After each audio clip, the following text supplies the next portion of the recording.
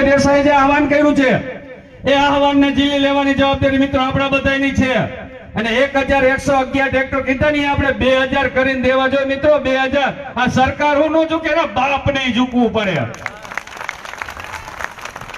જ્યારે આપણે આ પરચમ એને દેખાડશું ત્યારે આ સરકાર બેરી કયો મૂંગી કયો આંધળી કયો ત્યારે એના કાન મંચકોડવા માટે આપણે 15 તારીખે ગાંધીનગર મિત્રો જવાનું છે અને બધાને ટ્રેક્ટર લઈને આવું છે મિત્રો આજથી બધાને ટકોર કરું છું જેના ખેતરમાં તાર આવતા હોય જેના ખેતરમાં પોલ આવતા હોય એ મિત્રો તો આવવાના છે ને એને તો આવવાનું જ છે અને જેને તાર નથી આવતા જેને પોલ નથી આવતા મામાના દીકરા હોય માસીના દીકરા હોય ભાઈના દીકરા હોય બેન હોય બનેવી હોય 5 કરોડની જમીન 1.5 કરોડની થઈ જતી હોય કોઈ 3 કરોડ 3.5 કરોડ નું કોઈ સહકાર આપી શકે એમ ન હોય તો 2 દિવસ મિત્ર ટ્રેક્ટર લઈને તો તમારા બેન બનેવી કે ભાણેજને મામાને સહાય આપી શકો કે ન આપી શકો જો આટલું આપણે નહીં કરી શકીએ તો આપણે બીજું કરી શું શકશું આ આહવાન કરવા માટે તમારા ગામના ચોકની માલિપાથી આ ખેડૂત હિતની લડાઈમાં સાથ અને સહકાર આપવા માટે મિત્રો બેઠા છીએ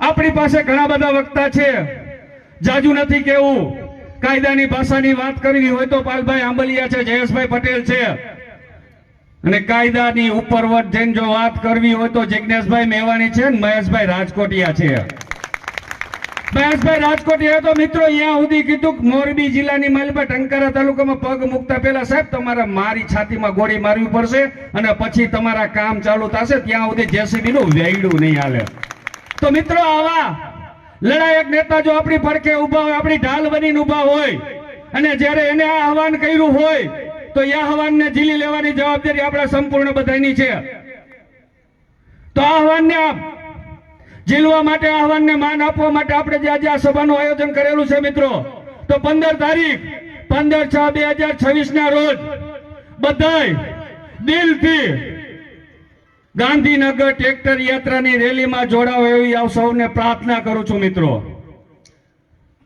પાલભાઈ આંબલિયા ખેડૂતના પ્રશ્ને 2017 થી લડતા આવ્યા છે મિત્રો આજે એવા નેતા આપણી વચ્ચે એવા વક્તા બેઠા હોય તો આપણે એને કહી કે હવે પાલભાઈ આગળનો દોર તમે શરૂ કરો મિત્રો કલેક્ટરને 1.5 કલાક સુધી જવાબ ન દે કે સામે પ્રશ્નોત્તરીમાં બેઠા રહીએ ને આ પાલભાઈ છે ને ત્યારે આ કલેક્ટર હે ને એમ કહે કે અમારે રૂબરૂ ચોપડી લેવી પડશે કાયદામાં હેક નહીં આ કલમમાં હેક નહીં એવા જયેશભાઈ પટેલ આપણે આજ વચ્ચે ઉપસ્થિત નથી પણ આવા નેતાનો અનુભવ સહકાર મળતો હોય અને આપણે ખૂણામાં હાથ રાખીને બેઠા રહી તો આપણા જેવા કોઈ માણા કે ને કે નગુણા નો કહેવાય તો આપણે જાજુ નહીં કહેતા પાલભાઈને જ કહી કે આગળનો દોર શરૂ કરે પાલભાઈ આંબલિયા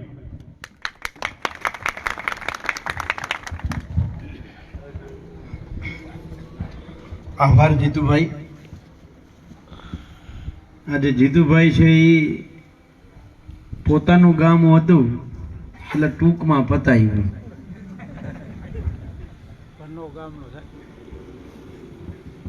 પણ મિત્રો તમારા ગામે ગર્વ લેવા જેવી બાબત છે અને ટંકારા તાલુકાએ ગર્વ લેવા જેવી બાબત છે કિશોરભાઈ જીતુભાઈ અને મહેશભાઈની ત્રિપુટી ટંકારાને મળી છે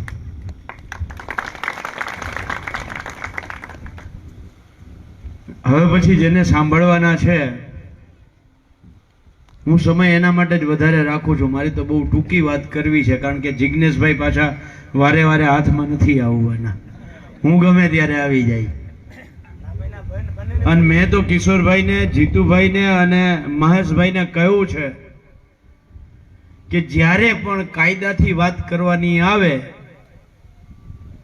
તમે મને દ્વારકાથી અહીંયા પહોંચતા 3 થી 3.5 કલાક થાય એટલો સમય આપજો હું આવી જાય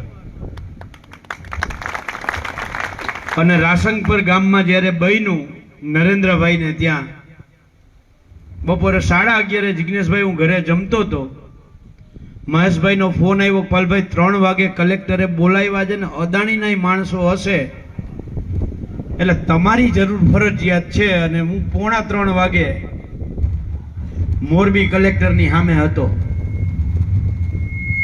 એટલે જ્યારે જરૂર પડે ત્યારે આવવાની તૈયારી છે. જિજ્ઞેશભાઈ વડગામથી અહીંયા આવે તો 6-7 કલાકનો રસ્તો થાય, પણ હું તો નજીક છે, ગોફણીઓ ઘા કરી પહોંચી જાય એમ છે.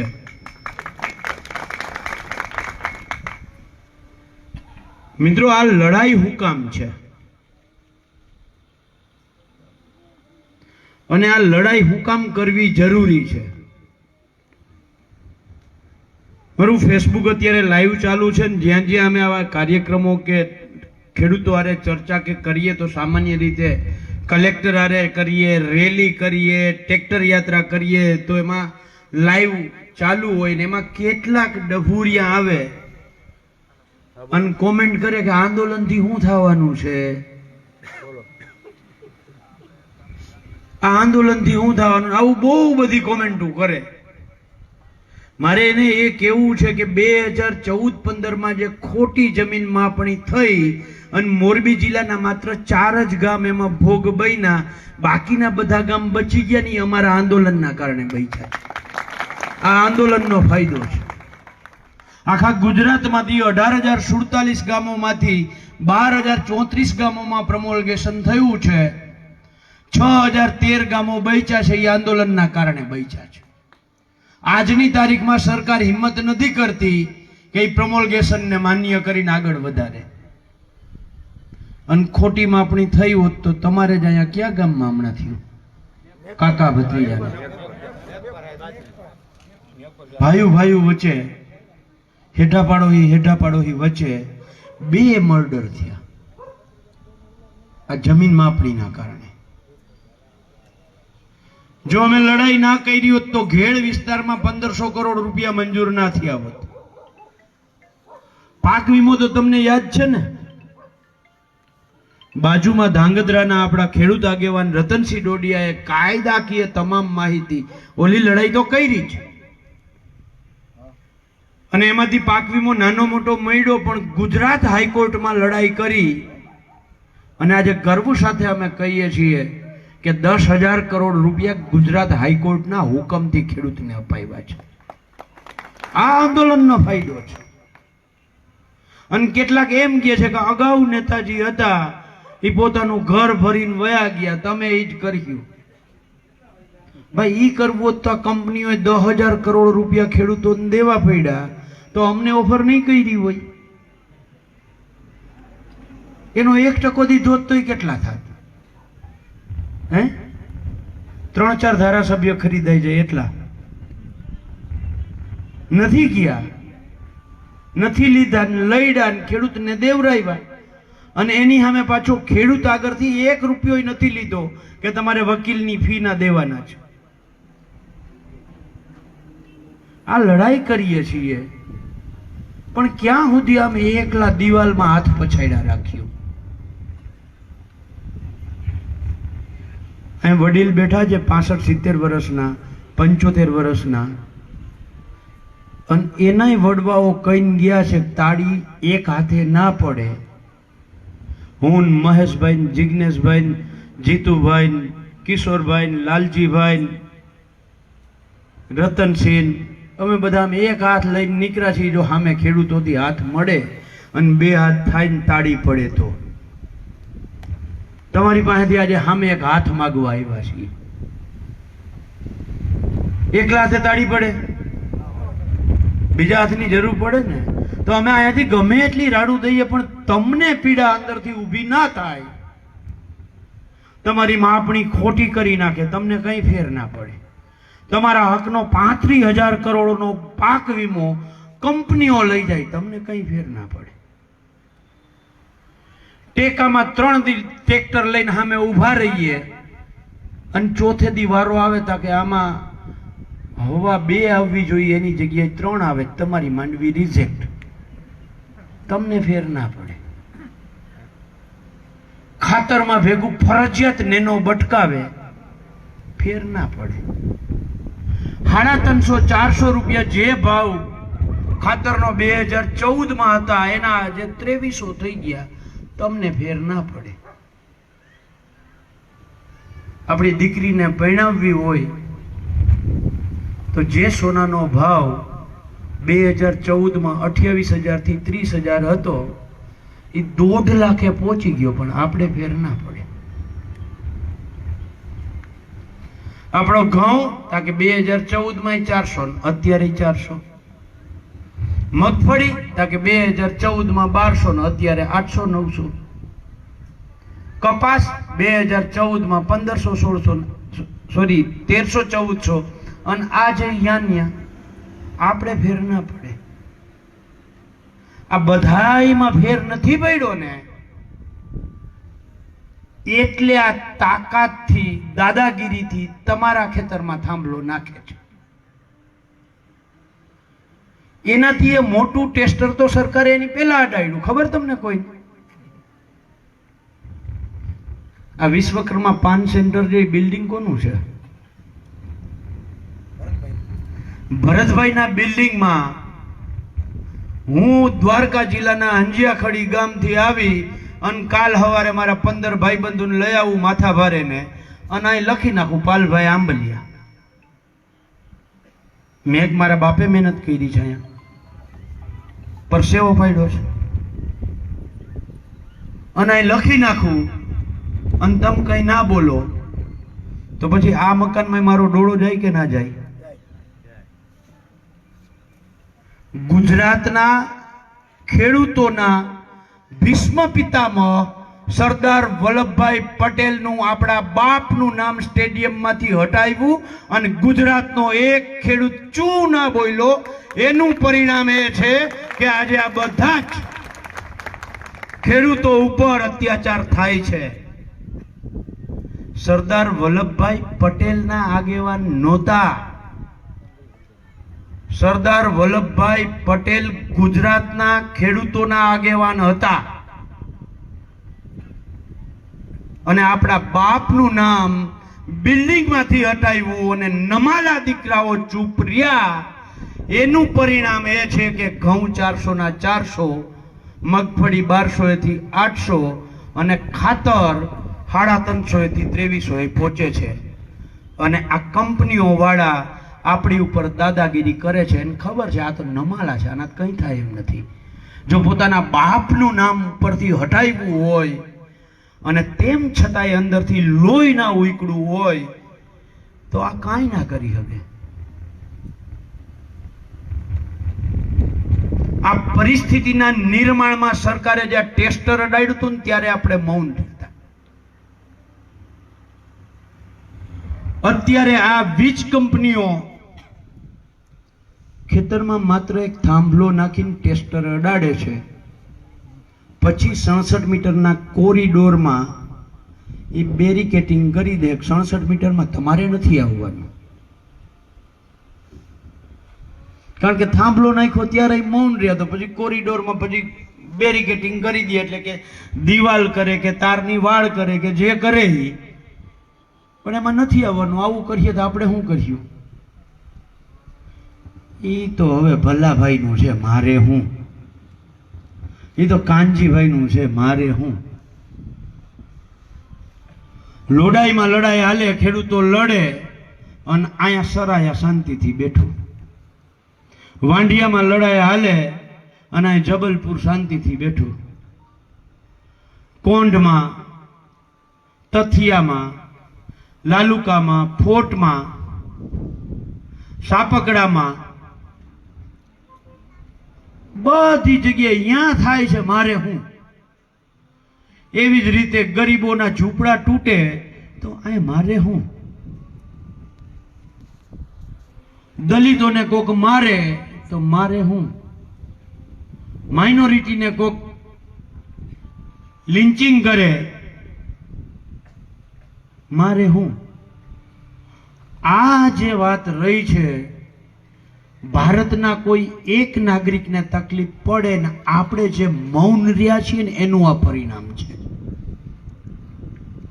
ક્યાં સુધી આપણે મૌન રહેવું છે? કેટલું સહન કરવું છે? અને આ જ રીતે સહન કરતા રહ્યા તો આવનારી પેઢી એમ કહેશે કે અમારી આગલી પેઢીઓ નમાલી હતી એટલે અમે ગુલામ થયા છીએ. આમ લાગતું નથી કે હવે લડાઈ કરવી જોઈએ. લાગતું નથી કે અહીંયા બેઠેલા લગભગ 600-700 લોકો છે. આમ તો વધારે, આમ લાંબુ થઈ ગયું, 1000 હશે કદાચ.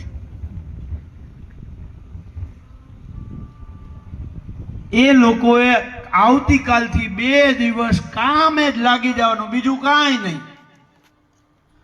15મી તારીખે ફરજિયાત ગાંધીનગર આવવાનું છે. આ રીતે સમજાવવાનું ચાલુ કરો. ટ્રેક્ટર લઈને આવવાનું છે. આ રીતે સમજાવવાનું ચાલુ કરો. અને એટલા માટે કરવું જરૂરી છે કે આ એક સરાયામાંથી લાઈન નથી નીકળવાની. આ લાઈન બાબતે જ્યારે ચૂંટણી પહેલા અમે આટા મારતા હતા ત્યારે હું કહેતો હતો કે બીજી લાઈનો આવવાની છે. ત્યારે 2 જ લાઈનો હતી આ બાજુના વિસ્તારમાં. એક આ તમારી 765 કેવીની અદાણી વાળી, અને માળિયા બાજુ, માળિયાથી લાલપુર બીજી રિલાયન્સની 765 કેવી. આજે તમને જાણીને આશ્ચર્ય થશે, જેતપરમાં હું હતો ત્યારે માળિયાના કુંતાસી, નાની બરાર, મોટી બરારના ખેડૂતો 34 ખેડૂતો મારી પાસે આવ્યા. એને કહ્યું, પાલભાઈ અમને તો હવે 800 કેવીની લાઈનની નવી નોટિસ આવી છે. ત્યારે હું કહેતો હતો ને કે એક જગ્યાએથી આપણે, મેં ત્યારે ઉદાહરણ એક દેતો હતો, ઢોર હરાડું થઈ જાય તો એ જ્યાંથી આગલા દિવસે ખાઈને ગયું હોય ત્યાં જ પાછું આવે કે ના આવે? આ હરાડું ઢોર છે. અગાઉ કુંતાસીમાંથી 765 ની નીકળતી હતી, 800 ની પાછી બાજુમાં નાની બરારમાં આવી. એટલે માત્ર સરાયા એકની આસપાસના ગામો, ટંકારા તાલુકો, કારણ કે દ્વારકા, જામનગર અને કચ્છ આ 3 જિલ્લા ભેગા થઈ અદાણી, અંબાણી, કેપી એનર્જી, સુઝલોન, અવાડા આવી કંપનીઓ આખા ગુજરાતની વીજળીની જરૂરિયાતનું 5.5 ગણું ઉત્પાદન આવતા 3 વર્ષમાં જામનગર, દ્વારકા અને કચ્છમાં કરવાના છે. અને બધી વીજળી આમ કરીને આમ લઈ જાય છે જમ્મુ કાશ્મીર સુધી. તો દ્વારકા, જામનગરમાં વીજળી પેદા થાય. અને આ સાપકડા સ્વિચ સ્ટેશન બનાવ્યું 700 વીઘામાં, ત્યાં વીજળી જાય તો ક્યાંથી થઈને જાય? ટંકારાને ચીરવું પડે કે ના ચીરવું પડે? તો વારો તો બધાયનો આવવાનો કે નથી આવવાનો? આપણે ઓલી એક કહેવત છે, વારા પછી વારો, મેં પછી. તો વરસાદ છાંટા ચાલુ થયા છે, ગારો તો થવાનો જ છે. બધાયનો વારો આવવાનો છે.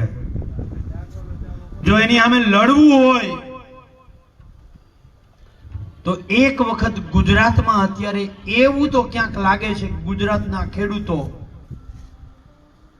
પોતાના હક અધિકાર માટે જાગૃત થયા છે. ને 15 જૂને હું અત્યારે વાત કરું છું એટલી વારમાં મારા ફોનમાં લગભગ 20 મિસ કોલ થઈ ગયા હશે.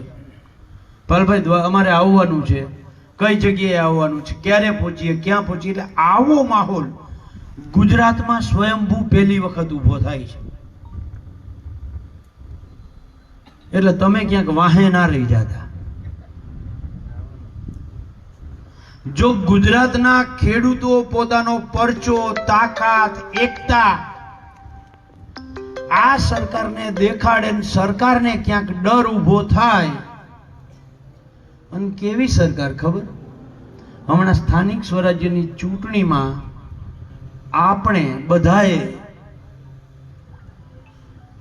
જેને હટી હટીને મત દઈ અને જેને લાલ ગુલાલ વાળા કપડા કર્યા, એ જ ચૂંટાયેલા નેતા અત્યારે પોલીસને આગળ કરીને ખેડૂતોના કપડા લાલ કરે છે. કરે જ નથી કરતા? તો એને જવાબ દેવો જોઈએ કે ના દેવો જોઈએ? તો ગાંધીનગર આવવું જોઈએ કે ના આવવું જોઈએ? કોઈને હું ધરાર નથી કહેતો, ફરજિયાત નથી કહેતો. તમને એવું દિલથી લાગે કે મારે ગાંધીનગર જવું જોઈએ એવા કેટલા જણા ઊંચો વાત કરો તો? હરમમાં નહીં હો, મને હારું લગાડવા માટે ના કહેતા. ટ્રેક્ટર લઈને આવે એવા કેટલા? આ હારું લગાડવા નથી કહેતા ને. હું તમને એક મજાની વાત કરું હારું લગાડવા વાળી. એક દી નરેન્દ્રભાઈ ને એવું ઈચ્છા થઈ કે મારે તો ડાયરો બોલાવવો છે ને કલાકારને બોલાવવા છે ને એને કલાકારને બોલાવ્યા. એક મારા જેવો કલાકાર હે તે હટી હટીને નરેન્દ્રભાઈના વખાણ કરે. નરેન્દ્રભાઈ ખબર નહીં અંદરથી મજા આવી ગઈ અને જાહેર કરી દીધું ત્યાં જ, કવિરાજ તમને 5 ગામ આપ્યા. કવિરાજ ખુશ થઈ ગયા અને વધારે વખાણ કરવા માંડ્યા. આવા જ તાણે 9:30-10 વાગે ડાયરો ચાલુ થયો તો વધારે ગીત, વધારે આમ વખાણ ચાલુ થયા. પાછા નરેન્દ્રભાઈ કે 5 નહીં 10 દીધા. જેમ કહેતા હતા ને, યાદ છે ને, દરેકના ખાતામાં 15-15 લાખ આવશે. યાદ છે ને? એવી જ રીતે આ કવિરાજ ને જિગ્નેશભાઈ એ સમયે તો શું થયું ખબર, મારા જેવા હતા ને, ઘરમાં 4 સભ્યો હોય ને તો 4 ના ખાતા ખોલાવી નાખ્યા. કાં તક 8 આવે. એટલે એવી રીતે નરેન્દ્રભાઈ ખુશ થઈ ગયા ને દેવા માંડ્યા. 5 ને 10 ને 15 ને એમ કરતા કરતા 2:30 વાગે ડાયરો પૂરો થયો. કવિરાજ ઘેર જઈને હોઈ ગયા, નરેન્દ્રભાઈ ત્યાં હોઈ ગયા. સવારે ઉઠીને કવિરાજ હરખાતા હરખાતા પહોંચ્યા નરેન્દ્રભાઈના દરબારમાં. માય બાપ, કાલે તમે 36 ગામો આપવાનું કહ્યું છે, તો એ ગામો કયા કયો? નરેન્દ્રભાઈ કે અરે મારા ભાઈ, એમાં લેવા દેવાની ક્યાં વાત હતી? તને સારું લાગતું હતું, મને સારું લાગતું હતું, એ તું બોલતો હતો, તને સારું લાગતું હતું એ હું બોલતો હતો.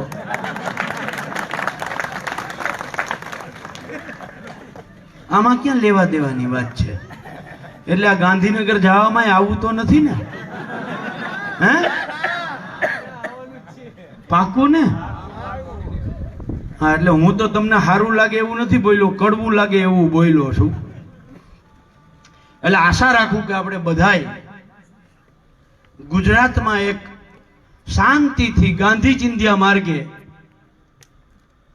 અહિંસક રીતે ટ્રેક્ટર લઈને આપણે જઈએ અને સરકારને જ્યાં રોકવા હોય ત્યાં રોકે. આપણે તો અઠે દ્વારકા, જ્યાં રોકે ત્યાં આપણા માટે દ્વારકા, ત્યાં બેસી જવું, ત્યાં ગાંધીનગર આપણે. પણ કોઈ કરતા કોઈ ખોટા ઉત્સાહમાં, આવેગમાં આવી અને અપશબ્દ અથવા તો માહોલ બગડે એવું આપણે કોઈએ બોલવું નથી. જ્યાં બેહવાનું ક્યાંય આપણે બેસી જવાનું, શાંતિથી અહિંસક રીતે આપણે જવું છે. આપણે હળદર કાંડ નવું પેદા નથી કરવું. એના કારણે અમને નેતાઓને પબ્લિસિટી રાતોરાત મળે, અમે નેતાય રાતોરાત થઈ જાય, પણ પાછા રાતોરાત મૂકી નહીં વયા જાય, નક્કી નહીં. એટલે એવું અમારે નથી કરવું. પરસેવો પાડવો, સંઘર્ષ કરવો છે અને લોકોને અહિંસાની તાકાત શું છે ને એ સરકારને બતાવવી છે. એટલે આપણે અહિંસક રીતે શાંતિથી ગાંધીનગર જવું છે અને તમારા બધાય પાસેથી અપેક્ષા છે. મેં કહ્યું તો હું ટૂંકું બોલીશ, તોય ઘણું લાંબુ કરી દીધું. એટલે હવે જિગ્નેશભાઈને અહીંયા આમંત્રણ આપવું એની પહેલા આપણે 1-2 નારા બોલીએ. બોલવા જોઈએ કે નહીં? તો એક તો ધરતી, જેની માટે આપણે લડાઈ કરીએ છીએ, જેને આપણે માં સમજીએ છીએ, અને જે માને ધાવીને માને ધવાય, ચૂસાય નહીં. જે માને ધાવીને આપણી એક નહીં હજારો પેઢીઓ જે પાલન પોષણ કરીને એક પેઢી બીજી પેઢી જે આપણી ધરતી માતા એને ધાવ્યા, એટલે તો આપણે પેઢીઓ આગળ વધી છે. એટલે ધરતી માતાનો એક નારો, ધરતી સે ક્યા નાતા હૈ, ધરતી હમારી માતા હૈ. બીજું જય જય જય જય જય જવાન, તમારે 2 વાર કહેવાનું છે, જય કિસાન જય કિસાન. પણ આમાં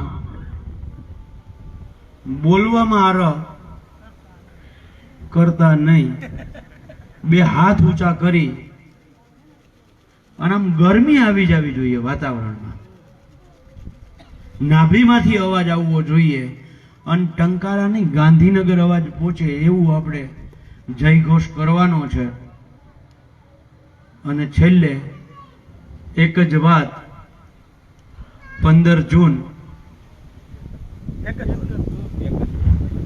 હા એટલે મેં કીધું અહીં પહોંચ્યું કે નથી પહોંચ્યું ટેસ્ટ કરું છું હું.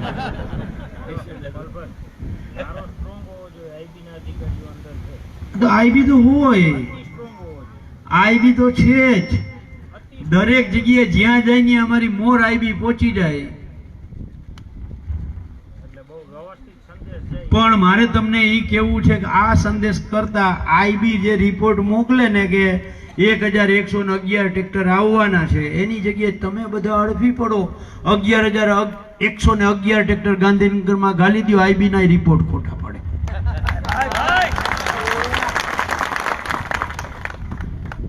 અને ટ્રેક્ટર ના હોય એમનેમ પહોંચો, સરકાર રોકે તો સરકારી વાહનમાં બેસી જાઓ, એસટી બસમાં બેહો, ટ્રેનમાં બેહો, ખાનગી બસોમાં બેહો, કોઈ પણ રીતે 15 જૂને ગાંધીનગર પહોંચો. એક જ ધૂન 15 જૂન, એક જ ધૂન 15 જૂન. બરાબર છે? તો આપણે નારા બોલાવીને વાતને મારી પૂરી કરું છું. જય જય જય જય જય જવાન, તાકાત વાળો જોઈએ. હજી અડધા હાથ ઊંચા નહોતા થતા. આમ મુઠ્ઠી કચકચાવીને તાકાતથી હોવું જોઈએ. જય જય જય જય જય જવાન, જય જય જય જય જય જવાન.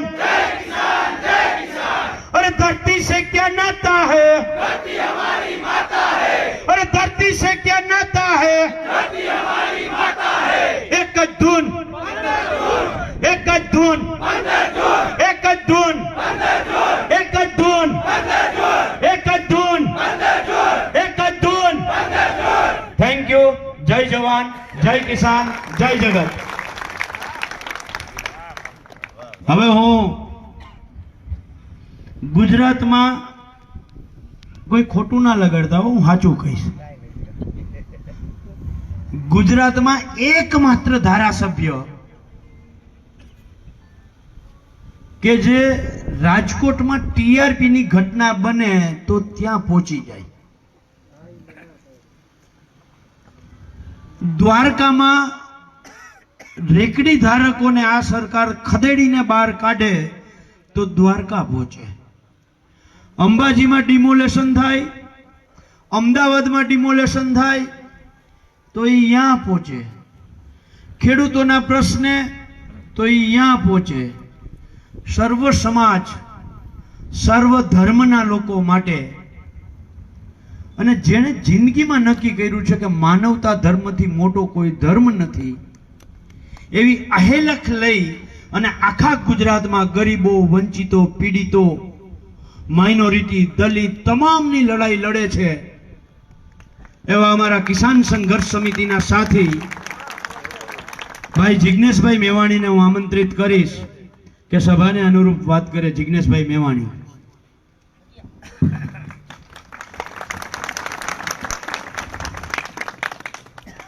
પાલભાઈ, મનોજભાઈ અને જેમણે અમને બધાને એ બહુ પ્રેમથી અને છતાં આમ બોચી પકડી પકડીને લાયા છે એવા મહેશભાઈ રાજકોટ, એ એક જબરદસ્ત તાળીઓનો આવકાર થઈ જાય. આ વિસ્તારનું ગુંજતું નામ અને સખત રાત દિવસ પોતાની જાત નીચોવી રહ્યા છે. આપ તમામ પાછળ બેઠેલી મારી બહેનો, માતાઓ, વડીલો, યુવાન દોસ્તો, સમય ઘણો થયો છે, બહુ લાંબુ ભાષણ તમારી વચ્ચે નહીં કરું, પણ 2-4 વાત તમારી વચ્ચે કરવા માટે આવ્યો છું. પાલભાઈ બોલતા હતા ત્યારે એમણે શરૂઆતમાં કીધું કે એમના ફેસબુક લાઈવમાં ખેડૂતોના મુદ્દે જે સતત બોલી રહ્યા છે એ ફેસબુક લાઈવમાં કેટલાક લોકો કોમેન્ટ કરે છે અને કોમેન્ટમાં એવો સવાલ પૂછે છે કે આંદોલન કરવાથી શું થાય. તમારો જવાબ એ છે કે આંદોલન કરવાથી પહેલા તો એક ખબર પડે કે તમે નાગરિક તરીકે જીવતા છો, તમે માણસ તરીકે મરી પરિવાર્યા નથી. હજી તમારો માહિલ્યો જાગૃત છે એ તમારી જાતને પહેલા ખબર પડે જે દિવસે તમે આંદોલનમાં જાઓ. અને એટલા માટે આંદોલન કરવું જોઈએ. આંદોલન એટલા માટે કરવું જોઈએ કે તમામ રાજકીય પક્ષના ધારાસભ્યો, સંસદ સભ્યો, મંત્રીઓ, આઈએસ આઈપીએસ અધિકારીઓ બધાને વધતા ઓછા અંશે થોડી ઘણી ચરબી તો ચડી જ જતી હોય છે. આ ચરબી એમની ઉતરે અને એમની ચરબી ઉતરે જોઈને બીજાને ચડે નહીં, એના માટે નાગરિકોએ આંદોલન કરવું જોઈએ. આંદોલન એટલા માટે કરવું જોઈએ કે આ માટી, આ ભારત ભૂમિ એ અંગ્રેજોની ગુલામીમાંથી આંદોલનના કારણે જ મુક્ત બની છે. એટલે કે ભારતમાં લોકશાહીનો, લોકતંત્રનો પાયો નખાયો અને આ દેશને ડોક્ટર બાબા સાહેબ આંબેડકરની કલમે લખાયેલું દુનિયાનું શ્રેષ્ઠ બંધારણ પ્રાપ્ત થયું, આઝાદી મળી, ગુલામીમાંથી મુક્ત થયા, એના મૂળમાં સ્વતંત્રતાનું આંદોલન છે. એટલે આંદોલન છે તો આ લોકતંત્ર છે. આંદોલન ના હોત તો આપણે આ છાતી ખોલીને આ વિશ્વગુરુનું જે આવડી ચોપડાવું છું એ તાકાત પણ કદાચ આંદોલન સિવાય મળી હોત નહીં. એટલે આપણે પણ આંદોલન કરવું, આંદોલનમાં જોડાવું અને પોતાના પરિવારના દીકરા દીકરીઓને સંસ્કાર તરીકે સિંચન કરવું કે બેટા જ્યાં પણ ખોટું થતું જુએ, જ્યાં પણ અત્યાચાર જુએ, જ્યાં પણ અન્યાય જુએ, જ્યાં પણ ખેડૂત સાથે, પશુપાલક સાથે, ખેત મજૂર સાથે, કોઈ મહિલા સાથે, કોઈ ગરીબ માણસ સાથે કોઈની રેકડી હટાવતા હોય, કોઈનું ઝૂંપડું તૂટતું હોય, જ્યાં પણ તારો આત્મા કે તારું દિલ કે ખોટું થઈ રહ્યું છે ત્યાં આંદોલન કરવું જોઈએ. આવી સમજના કારણે આજે હું તમારા ગામમાં, આ તમારા ટંકારાની ધરતી પર એ સમજના કારણે આજે અહીં આવીને ઊભો છું. સાથીઓ, આંદોલનકારીઓ એ લડવા માટે નીકળે અને ઘણા પાછા વેચાઈ જતા હોય, ઘણા ફૂટી જતા હોય.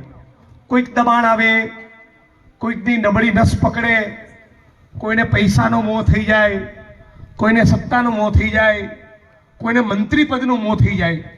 પણ આપણા દેશની એક બહુ એવી ઉજળી વિરાસત છે કે જે લોકો મારી માફક ચૂંટણીના રાજકારણમાં નથી આવ્યા, કોઈ દિવસ MP MLA નથી બન્યા, એવા સેંકડો, હજારો, લાખો માણસ આજે પણ આપણા દેશમાં છે જેમના રાજ્યસભાના મેમ્બર નથી બનવું, વિધાનસભાના સદસ્ય મારી માફક નથી બનવું, પણ સતત લખતા હોય સત્તાની સામે, સતત લડતા હોય, સતત રેલી કરે, સતત ધરણા કરે, સતત ઇન્કલાબ જિંદાબાદનો નારો બુલંદ કરતા હોય એવા માણસો આપણા દેશમાં આજે પણ છે. અને છે એના કારણે જેવી પણ છે, બહુ સજળબમ નથી પણ જેવી પણ છે એવી આ લોકશાહી ટકી અને એવી આ લોકશાહી બચી છે. કોઈ સોનમ વાંગચુક છે તો ત્યાં આગળ પહાડોમાં તમારો ને મારો અવાજ બને છે. આવા માણસોને હંમેશા તમે ટેકો કરજો. હું ઘણીવાર મિટિંગોમાં જતો હોઉં અને અમારી સાથે આવી રીતે લાઈનમાં મહેશભાઈ, પાલભાઈ અમે બધા બેઠા હોય અને કોઈ આંદોલનકારી માણસ બેઠો હોય તો હંમેશા આયોજકોને કહું કે ફૂલોની માળા અને પહેલી શાલ એ આંદોલન કરનારા માણસનું ઉધારજો. અમે તો ધારાસભ્ય બની ગયા, સંસદ સભ્ય, મંત્રી કોઈને કોઈક બની ગયા, પણ જે લડનારા માણસો છે એને સમાજ સ્વીકારતો થાય, જે બિન રાજકીય રીતે કોઈ પણ રાજકીય પક્ષમાં જોડાયા વિના એ સતત ખેડૂતો માટે લડતો હોય, વંચિતોનું કામ કરતો હોય, એવા માણસોને આપણે ગળે લગાડવા જોઈએ. હું એવું માનું છું કે એકચ્યુઅલી સાચી ભક્તિ કરનારા માણસો એ જ છે. આપણા ગુજરાતની ને આપણા દેશની સાચી મૂડી એ બધા માણસો છે. અત્યારે હું બેઠો છું ટંકારામાં, ત્યારે મને યાદ આવે છે ચુનીભાઈ વૈદ, ચુની કાકા, તમારામાંના ઘણા બધા વડીલોએ નામ સાંભળ્યું હશે. 96 વર્ષની ઉંમરે ચુની કાકા આપણી વચ્ચેથી ગયા. એ વાતને ઘણા વર્ષ થયા, પણ ભાવનગરમાં મહુવામાં નિરમા કંપનીની સામે ડોક્ટર કનુભાઈ કલસરિયાના નેતૃત્વમાં આંદોલન ચાલતું અને મેં એકવાર ચુની કાકા અમદાવાદના લાલ દરવાજા સરદાર બાગ ખાતે મળ્યા અને મેં કીધું કાકા તમે આંદોલનનું નેતૃત્વ કરો છો અથવા તો નેતૃત્વ કરનારી ટીમ સાથે જોડાયેલા છો, તો મારે પણ એકાદ વખત મહુવા, કેવો મહુવાનો મિજાજ છે, કેવી લોકો લડત આપી રહ્યા છે, શું પ્રશ્ન છે, જરા નજીકથી જોવો છે. તો મને કીધું 2 દિવસ પછી સવારે બરાબર 6 વાગે આવી જા, આપણે જોડે જઈશું. 5 કે 6 વાગ્યાનો સવારનો સમય હશે. અને પછી અમે ત્યાં ગયા અને ત્યાં એમની જોડે અમારી અટકાયત થઈ હતી. જ્યારે મારી ચુની કાકા સાથે અટકાયત થઈ હતી ત્યારે ચુની કાકાની ઉંમર 92 વર્ષ હતી, 92. 92 વર્ષના કોઈ પણ વ્યક્તિના જીવનમાં તો શું સ્વાર્થ હોય, એને શું ભેગું કરવું હોય, એને શું પ્રાપ્ત કરવું હોય, એને શું ધારાસભા લડવી હોય. પણ આવા અનેક માણસોને આપણે આપણી આંખ સામે આપણે જોતા હોઈએ છીએ, પણ છતાં એની વેલ્યુ, એની કદર આપણે ઘણીવાર કરી શકતા નથી. એટલે ખાસ આ વાત મને બહુ મૂકવી હતી, મારા દિલની વાત છે એ તમારી વચ્ચે કરવા, એ વાત મૂકવા માટે તમારી વચ્ચે આવ્યો છું. સાથીઓ, મારા મત વિસ્તારમાં હું ઘણીવાર બધા લોકોને કહેતો હોઉં કે આંદોલન ના કરીએ ને તો ધારાસભ્યના પત્રથી તો જેટલું થતું હોય એટલું જ થાય, પણ રોડ ઉપર ઉતરો અને માથા ગણાવો અને 15મી જૂને ગાંધીનગરમાં જડબાતોડ જવાબ આપો તો અદાણી, અંબાણી અને પાવર ગ્રીડ વાળાને જે ચરબી કૂદે છે ને કે આપણી મરજીની વિરુદ્ધ જે થાંભલા નાખવાયા છે એ બધા લાઈન ઉપર આવી જાય. અને એટલા માટે કે જે ટ્રેક્ટર લઈને ન આવી શકે એવી મારી બહેનો, માતાઓ, વડીલો, યુવાનો તમને પણ કહું છું, ટ્રેક્ટર લઈને અવાય એ ઉત્તમ. પહેલો પ્રયત્ન ટ્રેક્ટર સાથે જ કરજો, પણ એ સિવાયનું પણ વાહન લઈને તમે ગાંધીનગર પહોંચજો. કેમ કે ગાંધીનગરમાં જઈને આપણે એ નથી કેવું કે વળતર આપજો, ગાંધીનગર જઈને એ નથી કેવું કે થાંભલા ના લગાવતા. ગાંધીનગર જઈને એ કેવું છે કે આ અદાણી અને અંબાણીના બાપનો દેશ નથી, આ પૂંજીપતિ, ઉદ્યોગપતિ, કોર્પોરેટ કંપનીઓના માલિકોના બાપનો દેશ નથી. આ અમારો ખેત મજૂરોનો, દાળિયાઓનો, ખેડૂતોનો, પશુપાલકોનો, મહિલાઓનો, મધ્યમ વર્ગના લોકોનો, ગરીબોનો, જે પરસેવો પાડનારા માણસો છે, આ એની માટી છે, આ એનો દેશ છે. એ કહેવા માટે વળતર તો એનો બાપ વધારશે, વળતર તો વધારવું જ પડશે એને. પણ આ લડત એ આજે દાદાગીરી છે. ગુજરાતમાં આપણે ઘણા વર્ષોથી જોઈ રહ્યા છે. રાજસ્થાનમાં શું દર 5 વર્ષે સરકાર બદલાઈ જાય એટલે કોઈ આઈએસ અધિકારી કોઈ પાવર કરવા જાય નેતાની ઉપર, કે નેતા પેલા અધિકારી ઉપર પાવર કરવા જાય, તો બંનેને મનમાં ખબર હોય કે 5 વર્ષે મારો વારો લેશે, 5 વર્ષે સરકાર બદલાઈ જાય. 30 વર્ષથી ગુજરાતમાં એક જ સરખું બટન દબાઈ કર્યું છે ને બરાબર હાડા ફાટ્યા છે. કોઈના કાબુમાં રહ્યા નથી. દુનિયાની દાદાગીરી, દુનિયાની તાનાશાહી, લોકશાહી જેવું લાગે છે. ચૂંટણીમાં વિપક્ષના માણસોને રંજાડવાના, ખોટા કેસ કરવાના, એને પૈસા આપવાના, ફોર્મ પાછા ખેંચાવાના, દાદાગીરી કરીને તાલુકા પંચાયતો બનાવવાની, જિલ્લા પંચાયતો બનાવવાની, પોલીસને આગળ કરવાની, દંડા મારવાના, રૂપિયાની રેલમછેલ, દારૂની રેલમછેલ. આ લોકશાહી છે. આપણી આવનારી પેઢી માટે આવું ગુજરાત મૂકીને જવું છે. સરદાર વલ્લભભાઈ પટેલ, ડોક્ટર બાબા સાહેબ આંબેડકર અને શહીદ આઝમ ભગતસિંહના સપનાનું ભારત એ આવું હોય? તમે તમારે આત્માને પૂછો. અમારી બહેનોને, માતાઓને કહેવા માંગુ છું કે જે સરકારના રાજ્યમાં ગામે ગામ, તાલુકે તાલુકે, જિલ્લે જિલ્લે, શહેરના દરેક મોહલ્લામાં બેફામ દારૂ વેચાતો હોય, એ આપણો વિકાસ કરે? જે તમારા દીકરાની નસોમાં ચરસ ગાંજો ઘુસેડવાનું કામ કરે, ડ્રગ્સને ઘુસેડવાનું કામ કરે, એ ટેકાના ભાવ આપે? આટલું 2 + 2 4 જેવું નથી? 2019 ભારત સરકારના સમાજ કલ્યાણ વિભાગનો રિપોર્ટ આવ્યો. એ રિપોર્ટ વિધાનસભામાં બોલવાનું પેલું વાંચતો હતો. એ રિપોર્ટનો ટોટલ મેં સરવાળો કર્યો તો 2019 તો આજે 6 વર્ષ થઈ ગયા રિપોર્ટને. 2019ના ભારત સરકારના રિપોર્ટમાં એવું લખ્યું છે કે ગુજરાતમાં ડ્રગ્સ લેનારા લોકોનો આંકડો 19 લાખને વટાવી ચૂક્યો છે. કેટલા લોકો ડ્રગ્સ લેતા થયા? 19 લાખ. હવે તમે મને કહો, આ જો ડ્રગ્સનો કારોબાર બંધ ના થાય તો આ બાજુની લાઈનથી ને આ બાજુ લાઈન સુધી જેટલા પણ વડીલો ને યુવાનો બેઠા છે, તમારા કોઈકના ને કોઈકના ઘરમાં ડ્રગ્સ આવવાનું કે નહીં? આપણી ઉઘાડી આંખે આપણા ગામમાં પહેલો દારૂનો અડ્ડો શરૂ થયો. 4 લોકો પીતા થયા, પછી 14 પીતા થયા, પછી 24 પીતા થયા. આપણે ચૂપ રહ્યા એટલે 100-150 માણસ પીતા થયા. બન્યું ને આવું? એને બન્યું ને?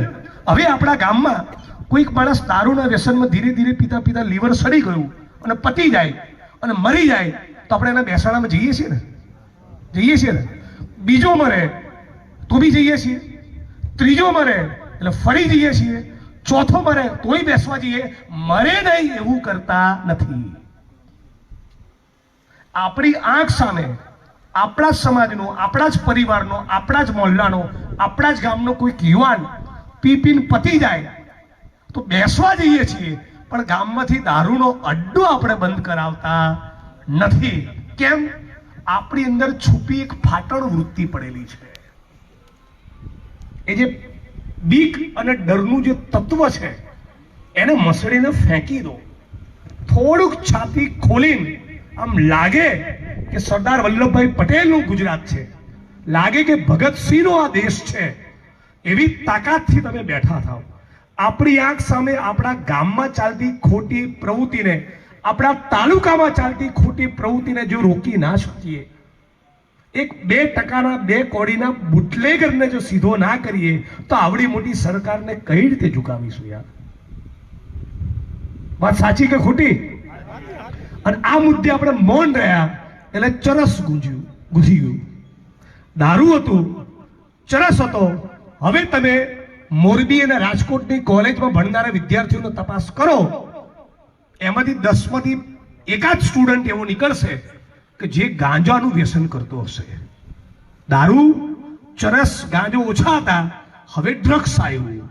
અને કેવા ખતરનાક કેમિકલ સિન્થેટિક ડ્રગ્સ કે એકવાર બધા ધરતીપુત્રો, ખેડૂતો યાદ રાખજો, એકવાર એક ધારો 1 મહિનો 15 દાડા અઠવાડિયું કોઈ ડ્રગ્સ લે અને પછી ના મળે તો એવી એને તલબ થાય કે પોતાની માનો ગળાનો દોરો તોડીને પણ ડ્રગ્સ લેવા જતો હોય છે. આ સરદાર પટેલનું ગુજરાત. ટેલ મી, તમે મને કહો, સરદાર વલ્લભભાઈ પટેલના સપનાનું ગુજરાત આવું ડ્રગ્સ, ચરસ, ગાંજો અને દારૂથી છલોછલ હોય? અને જે નાલાયકોના પ્રતાપે આ પરિસ્થિતિ છે એ તો છે જ નાલાયક, પણ આપણને આજથી 50 વર્ષ પછી આપણી પેઢી સવાલ નહીં પૂછે કે જ્યારે ગુજરાત બરબાદ થઈ રહ્યું હતું, જ્યારે ખેડૂતોની મરજીની વિરુદ્ધમાં થાંભલા ઘાલતા હતા, એમને વળતર નહોતા આપતા, ત્યારે તમે શું કરતા હતા? તમારાથી તમારા પૈકીના કેટલા માણસો ડ્રગ્સની સામે મોરચો માંડેલો? ઇતિહાસ આપણને સવાલ પૂછશે કે નહીં પૂછે? તો એ સવાલનો જવાબ આપણી જોડે હોવો જોઈએ. એટલે આજે જો નહીં લડીએ, આજે હું પોતે મારું વિધાનસભા ક્ષેત્ર અને મારું પરિવાર મૂકીને ટંકારામાં સભા એટલા માટે કરવાયો છું, મારા જિંદગીમાંથી વોટ લેવાના નથી. હું મતદાન માટે વોટ લેવા આવ્યો નથી, ના કોઈ રાજકારણ કરવા આવ્યો છું, ના કોઈ ચૂંટણીની સભા છે. હું એટલા માટે આવ્યો છું. હમણાં એક મીડિયાના એક બેન ઇન્ટરવ્યુ કરવા આવ્યા હતા, લાંબો ઇન્ટરવ્યુ થયો, એટલે મને પૂછ્યું કે આ બધા ખેડૂત મિત્રો તો પાછા ફરી ભાજપનો વોટ આપે છે. બધું મારી ખોપડી જાય છે, મને જ નહીં ગમતું, પણ એ છતાં ખેડૂત માટે લડવાનું છે અને કામ કરવાનું છે. કેમ?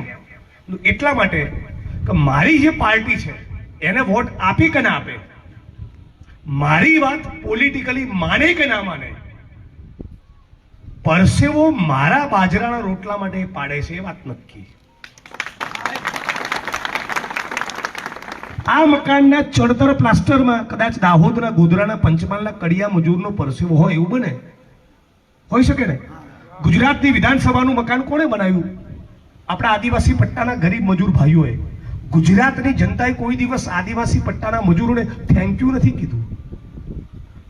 દાહોદથી ગાંધીનગર ને ગાંધીનગરથી દ્વારકા સુધી જેટલા પણ રોડ બન્યા, જેટલા પણ મોલ બન્યા, જેટલા મલ્ટીપ્લેક્સ બન્યા, જેટલા થિયેટર બન્યા, જેટલી બિલ્ડિંગો બની, એ બધાની જે ચકાચોંધ છે, એ જે મોટી મોટી બિલ્ડિંગો છે એના પાયામાં કોઈક ને કોઈક કડિયો મજૂર છે.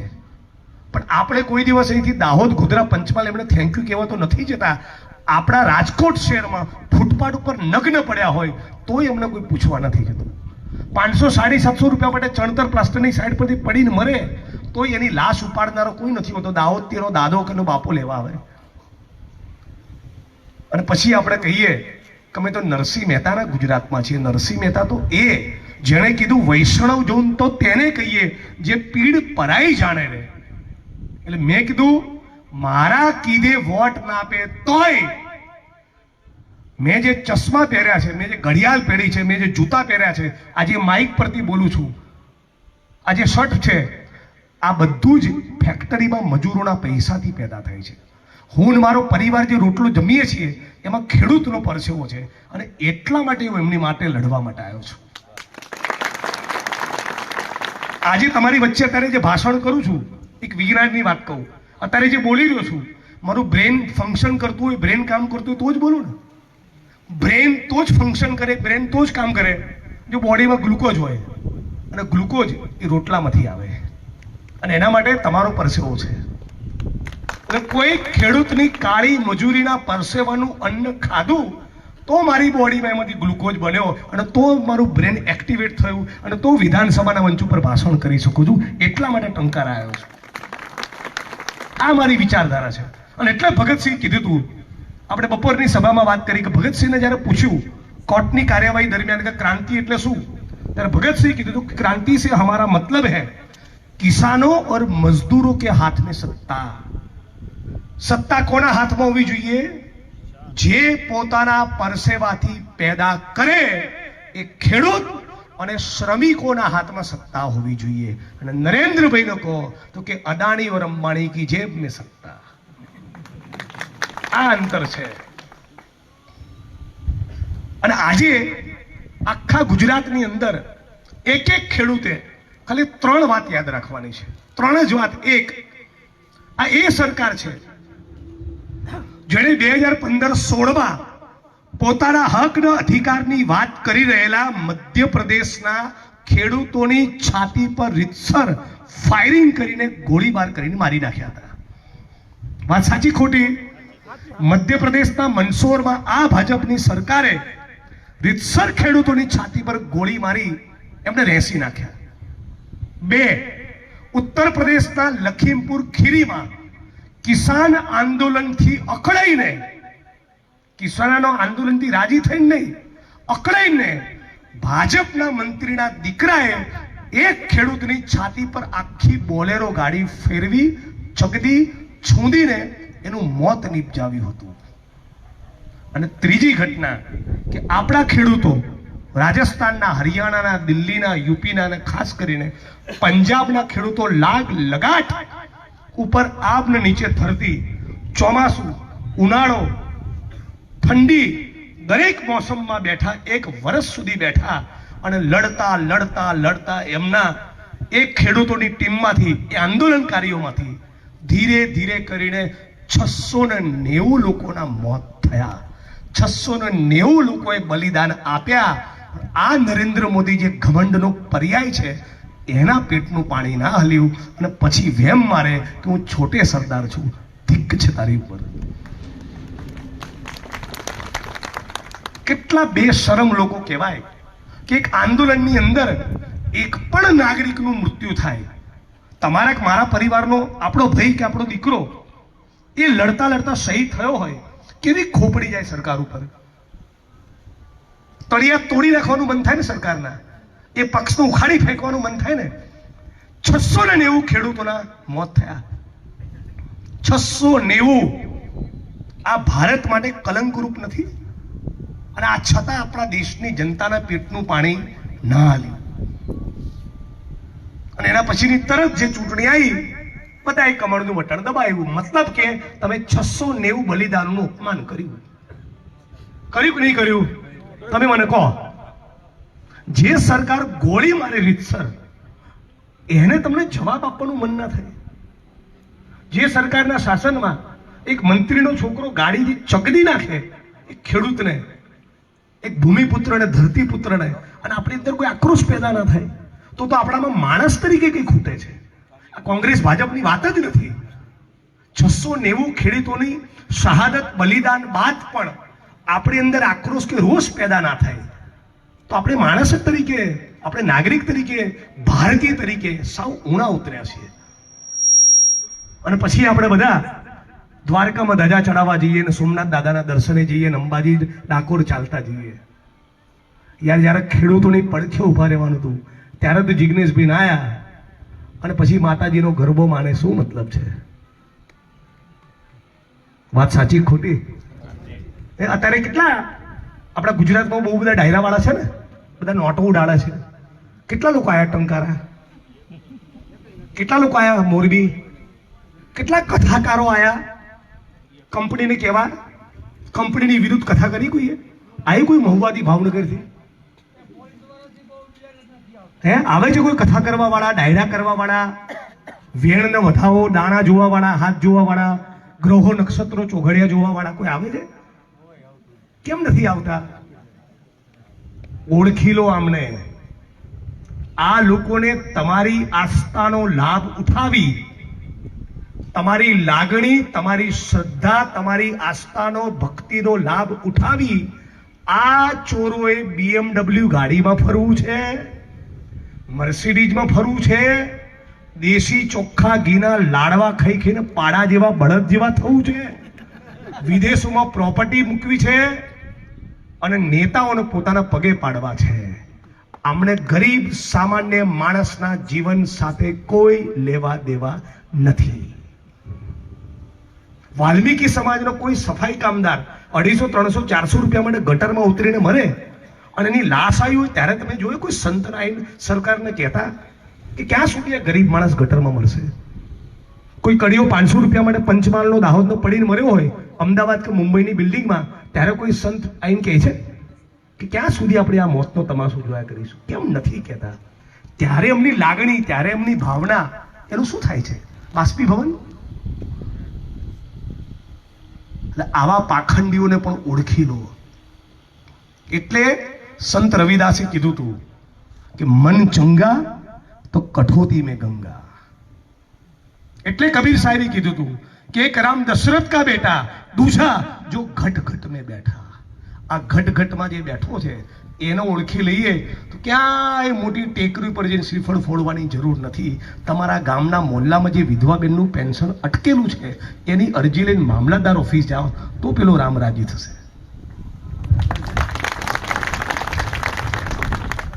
કોઈ દોરા ધાગા બધું કઈ નથી. આપણે તો 14મી 15મી સદીમાં અખો ભગત એવું કહી ગયો, એક મૂર્ખને એવી ટેવ, પથ્થર એટલા પૂજે દેવ. હવે ઘણા સોશિયલ મીડિયામાં આવું કરીએ તો ગાળો લગતા, જા 15મી સદી મારવા જા, અહીંથી રિવર્સ ગાડી લઈને 15મી સદીમાં જા મારવા. ક્યાં જઈશ ભાઈ તું? તો આ વાત સૌથી પાયાની સમજવાની છે. આ જે થાંભલો નડી રહ્યો છે ને એના મૂળમાં આપણા મગજમાં એક દિવાલ ઊભી કરી છે હિન્દુ મુસ્લિમની. એ દિવાલને તોડી નાખો તો એકે થાંભલો નહીં આવે. આ સૌથી પહેલા સમજવાનું છે. એટલે આઝાદીની ચળવળમાં એક નારો હતો, શું? હિન્દુ, મુસ્લિમ, શીખ, ઈસાઈ, ભારત માં કે 4 સિપાહી. આ ચારે સિપાહી સાથે મળીને લડ્યા, સાથે મળીને બલિદાન આપ્યા, સાથે મળીને શહાદત વોરી. જલિયાવાલા બાગ હોય કે અંદમાન નિકોબારની કાળા પાણીની સજા ભોગવવા ગયા હોય ત્યારે ચારેય સિપાહીઓ સાથે હતા. આ ભારત માતાના ચારેય સિપાહી સાથે મળીને લડ્યા ના હોત તો તમે કહો દેશ આઝાદ થયો હોત? આ દેશની આઝાદીમાં પંડિત જવાહરલાલ નહેરુ 11 વર્ષ જેલમાં રહ્યા તો મૌલાના આઝાદ પણ 9.5 વર્ષ જેલમાં રહ્યા. આ દેશનો ઇતિહાસ છે. અમદાવાદની કોમી એકતા માટે વસંત અને રજબની, હિન્દુસ્તાનની ભારતની એકતા માટે રામપ્રસાદ બિસ્મિલ અને અશફાકુલ્લા ખાનની જોડીએ બલિદાન આપ્યું હતું. પણ આ વસ્તુના બદલે પાકિસ્તાન, મુસલમાન આમ કરી નાખશે, તેમ કરી નાખશે, એમ કરીને આપણા મગજમાં એક ચોક્કસ ધર્મના લોકોની વિરુદ્ધમાં એક જનૂન પેદા કર્યું અને લાગ્યું કે બરાબર જનૂન પેદા થઈ ગયું છે, બરાબર હિન્દુ વાળું ટોળું ટાઈટ થયું છે અને પછી હિન્દુઓને ઠોકવાનું ચાલુ કર્યું. ટેકાના ભાવ ચાલ ફૂટ નહીં મળે, સ્કૂલોની ફી જાઓ 2.5 લાખ રૂપિયા, સિવિલ હોસ્પિટલ અમદાવાદમાં જાઓ, હિન્દુ છો ખાટલો નહીં મળે, ખાટલો મળ્યો તો ડોક્ટર નહીં મળે, ડોક્ટર છે તો ઇન્જેક્શન આપવા વાળી નર્સ નહીં મળે, ખાટલો છે ને ડોક્ટર છે ને ઇન્જેક્શન ને નર્સ છે તો એમાં એનું મશીન નહીં મળે, સીટી સ્કેનનું મશીન નહીં બોલે. સાચું ખોટું? એવું કોઈ દિવસ જોયું કોઈ મોટો 20,000 કરોડની કંપનીનો માલિક હોય એનો છોકરો તલવારના ત્રિશુલ વેચતો હતો? એવું જોયું કોઈ દિવસ? હે? આ નિર્માવાળા કરશન કાકા છે, કરશનભાઈ પટેલ, એમના પરિવારમાંથી કોઈ તલવાર ત્રિશુલ વેચવા જાય? મુકેશ અંબાણીના ઘરમાંથી કોઈ જાય કોઈ દિવસ જોયું છે? આ મોટા મોટા જે ઉદ્યોગપતિ અને પૂંજીપતિ છે એમના પરિવારના લોકો એ કોઈ દિવસ રમખાણમાં આરોપી બને છે? એમનો છોકરો, એમનો દીકરો ને દીકરી તો ઓક્સફર્ડમાં ભણે છે, મારી બહેનો કેમ્બ્રિજમાં ભણે છે, સિંગાપુર યુનિવર્સિટીમાં અને હાર્વર્ડમાં લો કરવા જાય છે, અને આપણે અહીંયા બાજી મરીએ. એક જાય મોરબીની સેન્ટ્રલ જેલમાં, બીજો રાજકોટની. તો આ ચાળે આપણે જડવાની જરૂર ખરી? આ તો નેતાઓના મતોની દુકાન છે ને, એને તમારા ને મારા જીવન સાથે કે લેવા દેવા ખરું? આ જય અમિત શાહે કોઈ દાડો બેટ પકડ્યું ને કપડાં ધોવાનું ધોકેણું નહીં પકડ્યું હોય, અને BCCI ની ICU નો ચેરમેન બની ગયો, ઇન્ટરનેશનલ ક્રિકેટ કાઉન્સિલ, ICC. શું ટેલેન્ટ, શું પ્રતિભા? કશું જ નહીં. તો આપણે છેતરાઈએ છીએ. એટલે આ કોમી એકતા જો અકબંધ થઈ જાય, ફરી પેલો નારો ગુંજતો થાય, હિન્દુ મુસ્લિમ શીખ ઈસાઈ ભારતમાં કે 4 સિપાઈ, અને 4 સિપાઈ એક થઈ જાય તો આપણા ખેતરમાં થાંભલા આવે નહીં, અને આવે તો આપણી જોડે બેસીને ચર્ચા કરવી પડે, અને તો આપણે કહીએ કે મહિને 50,000 ભાડું લઈશ થાંભલા દીઠ, પોસાતું હોય તો બોલ, નહીં તો ગેટ આઉટ. એ વાત આપણે કરી શકતા નથી. એટલે એકતા પેલા બનાવવી પડે. ચૂંટણી આવે એટલે શું થાય? આપણે પટેલ થઈ જઈએ, આપણે દલિત થઈ જઈએ, આપણે ઠાકોર થઈ જઈએ, આયર થઈ જઈએ, ક્ષત્રિય થઈ જઈએ, કોળી થઈ જઈએ.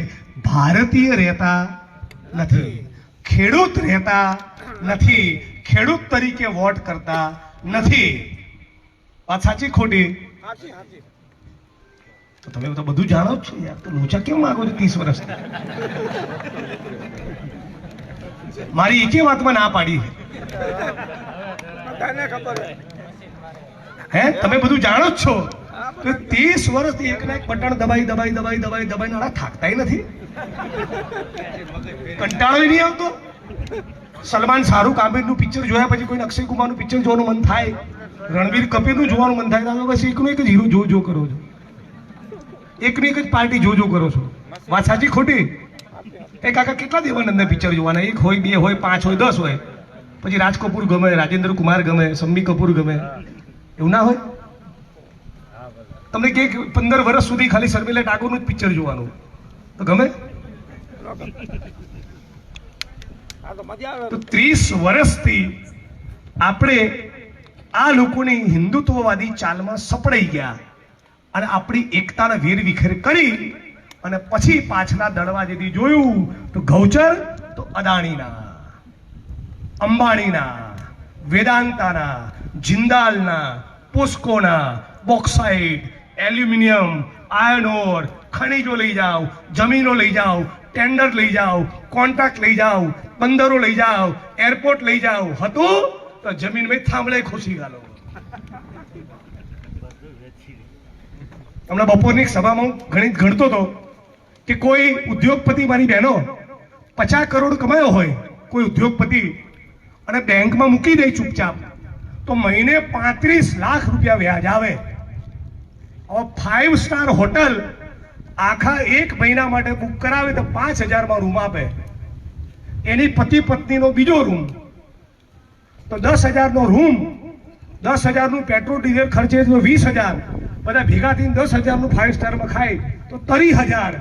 રોજ 20,000ની શોપિંગ કરે તો 50,000. તો પેલા 50 કરોડની મૂડી અકબંધ રહેતા વ્યાજના 1.5 રૂપિયા વપરાય નહીં. તારા મુકેશ અંબાણીના 7.5 લાખ કરોડ ચાટવાના છે? હે, ગૌતમ અદાણીના 7.5 લાખ કરોડ છે, પણ હજી ધરાતા કેમ નથી? કેવું જીવન જીવાય? 50 કરોડ કોઈની જોડે વ્હાઈટ ના હોય, કેવું જીવન જીવે માણસ? બાદશાહ જેવું જીવક ના જીવે. 5 સ્ટારમાં રહેવાનું, 5 સ્ટારમાં ખાવાનું, મર્સિડીઝમાં ફરવાનું, પેટ્રોલ ડીઝલની કોઈ ચિંતા નહીં, મોજે દરિયા, રોજ 20,000નું શોપિંગ, રોજ 20,000ની ખરીદી કરવાની, અને તોય મૂડી તો અકબંધ રહે.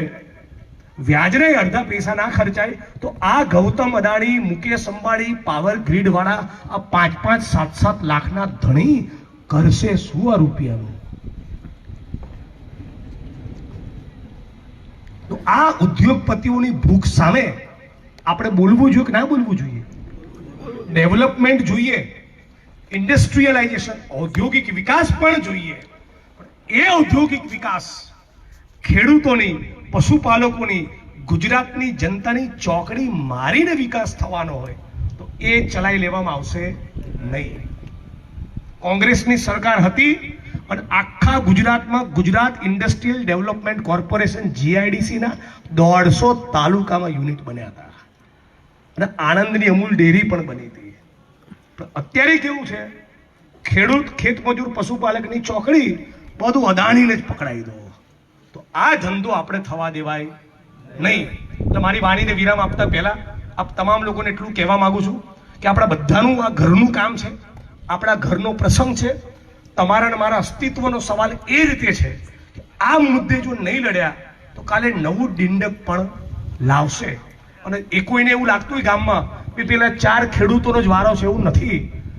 આજે 4 છે, કાલે 14 થશે, 24 થશે, 124 થશે.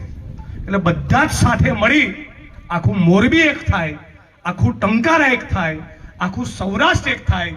એક જ ધૂન 15 જૂન અને જડબે સલાક તાકાત સાથે ગાંધીનગર પહોંચીએ, ઇન્કલાબ કરીએ, હારમાળા ખડકી દઈએ ટ્રેક્ટરોની અને ગાંધીનગરમાં બેઠેલા ચમરબંધીઓને જવાબ આપીએ કે આ ગુજરાત એ પૂંજીપતિઓનું નહીં, ગુજરાતની સામાન્ય જનતાનું, ગુજરાતની બહેનો માતાઓનું, ગુજરાતના વડીલોનું, મારું, તમારું, ખેડૂતો, પશુપાલકોનું, તમામ જ્ઞાતિ અને ધર્મના લોકોનું છે.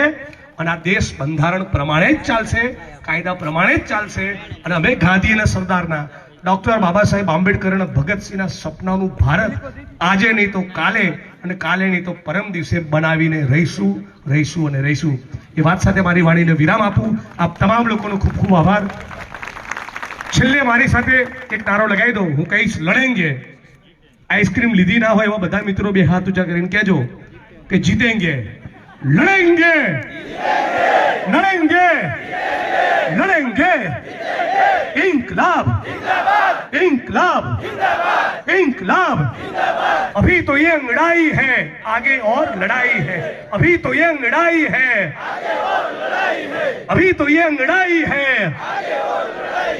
ये धरती अपने आप की नहीं, किसी के बाप की. लड़ेंगे, जीतेंगे. इंकलाब जिंदाबाद. खूब खूब आभार.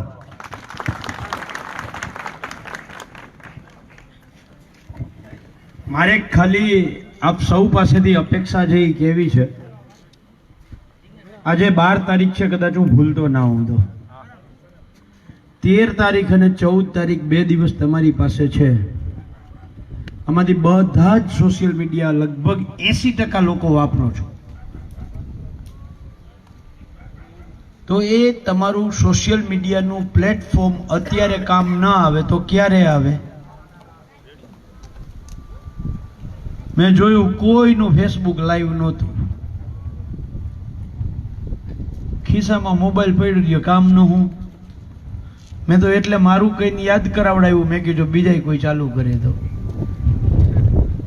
એટલે હજી કાલનો દિવસ, પરમ દિવસ જેટલા તમે પોસ્ટર બનાવી શકો એટલા પોસ્ટર, કોઈ લેખ લખી શકતું હોય તો લેખ લખો, કોઈ વિડીયો બનાવી શકતું હોય તો વિડીયો બનાવો. આ ખેડૂતોના સમર્થનમાં કાં લખો, કાં બોલો અને કાં પોસ્ટર બનાવો.